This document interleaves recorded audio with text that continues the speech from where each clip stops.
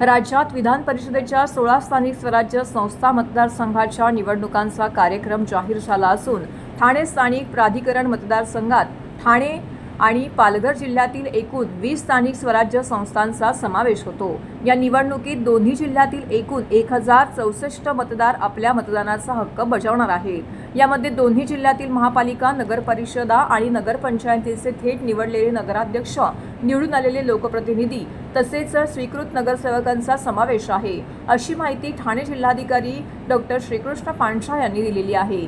निवडणुकीचा अधिकृत कार्यक्रम जाहीर झाल्यानंतर जिल्हाधिकारी डॉक्टर पांचाळ यांच्या अध्यक्षतेखाली ठाणे आणि पालघर जिल्ह्यातील प्रमुख राजकीय पक्षांची एक अत्यंत महत्त्वाची बैठक जिल्हाधिकारी कार्यालयातील समिती सभागृहात पार पडली।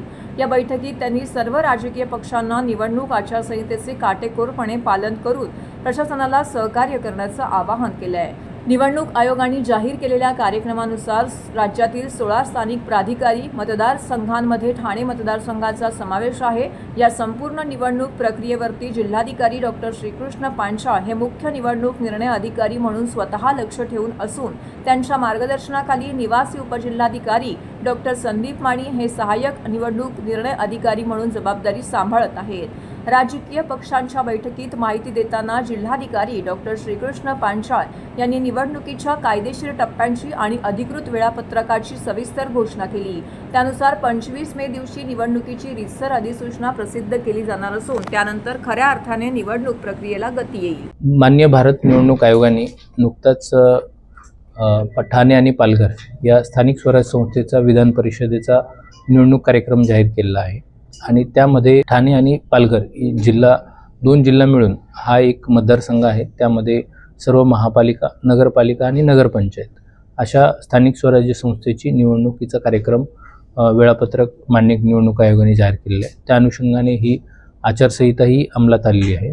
या दोन्ही जिल्ह्यांमध्ये 18 स्थानिक स्वराज्य संस्था आहेत, ज्यांच्यामध्ये तिथले नगरसेवक असतील हे मतदार असणार आहे। दोन्ही जिल्हा परिषद आणि पंचायत समिती दोन्ही जिल्ह्यातील यांच्या निवडणुका न झाल्यामुळे ते याच्यामध्ये प्रक्रियेमध्ये नसणार, परंतु जो टक्केवारी आहे तर ती एकूण मतदारांची टक्केवारी आपली पूर्तता करत असल्यामुळे या निवडणूक कार्यक्रम जाहीर करण्यात आलेला आहे। यामध्ये जे वेळापत्रक आहे तर त्या अनुषंगाने 25 तारखेला याचा अधिसूचना प्रसिद्ध होईल। 1 जूनपर्यंत नामनिर्देशन दाखल करता येईल। छाननी असेल 2 तारखेला, अर्ज मागे घेण्याचा दिनांक 4 तारखेपर्यंत मागे घेता येतील, 4 जून। मतदान 18 जूनला असणार आहे, त्याची वेळ सकाळी 8 ते दुपारी 4 वाजेपर्यंत असणार आहे। मतमोजणी 22 तारखेला 22 जूनला असणार आहे। अशा पद्धतीचा हा निवडणूक कार्यक्रम जो आहे तो सर्व महापालिका, नगरपालिका, नगरपंचायत यांना कळवण्यात आलेला आहे। ॲडिशनल कमिशनर प्रत्येक महापालिकेचे हे आदर्श आचारसंहिता फॉलो करण्याकरिता त्यांना नोडल म्हणून मी नियुक्ती केली आहे। दोन्ही जिल्ह्यांकरिता निवडणूक निर्णय अधिकारी म्हणून जिल्हाधिकारी ठाणे हे कामकाज पाहतील, त्या पद्धतीचं नोटिफिकेशन आहे आणि त्या पद्धतीचं नियोजन करण्यात आलेलं आहे। ARO म्हणून RDC ठाणे यांची नियुक्ती करण्यात आलेली आहे।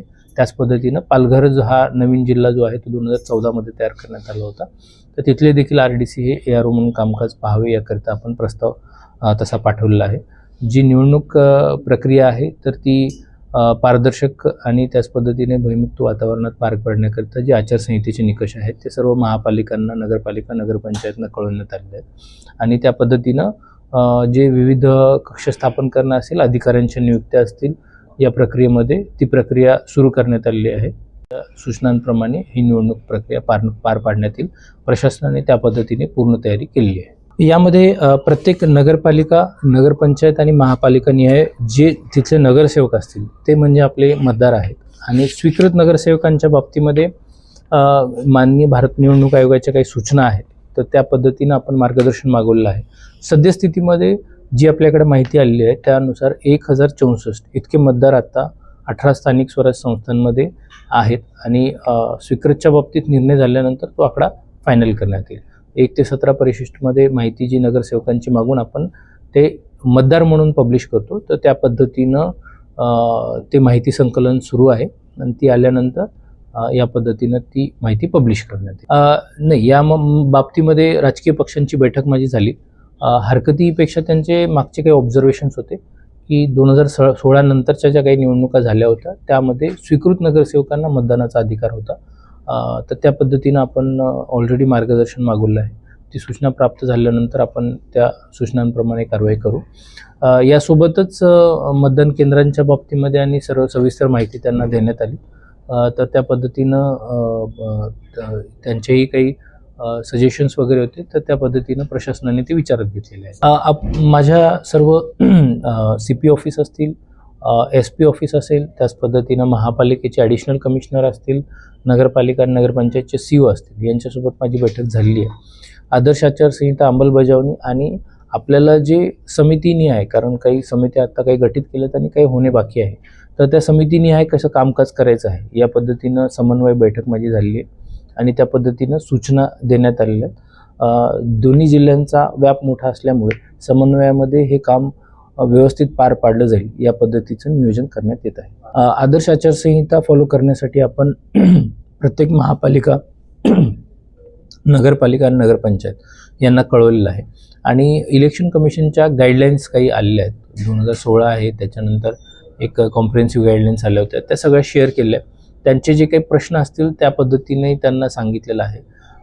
त्यामध्ये मुख्यत्वे एक भाग जो येतो आहे की ज्या सभा नियोजित आहेत, म्हणजे GB असेल किंवा त्यांच्या काही मासिक सभा वगैरे असतील, दुसऱ्या काही नियोजित सभा असतील, तर त्यामध्ये इलेक्शन कमिशनचे गाईडलाईन आहेत की जर आवश्यकता असेल त्याची आवश्यकता बघून जिल्हा निवडणूक अधिकारी यांची पूर्वपरवानगी घेऊनच अशा सभा घ्याव्या.